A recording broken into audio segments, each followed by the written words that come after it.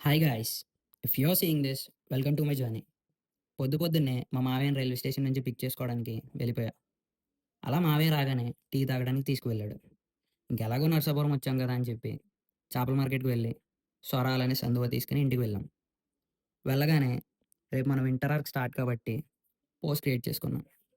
దాని తర్వాత వెంటనే రెడీ అవ్వి మా ఫ్రెండ్‌తో కలిసి అలా బయటికి వెళ్ళిపోయా. అదేంటో గాని మనం స్టార్ట్ చేసింది నిన్నన్నా సరే వీడియో తీస్తున్నప్పుడు చూసిన ప్రతి ఒక్కరు రేపు మేము వీడియోలో వస్తామని అడగడమే.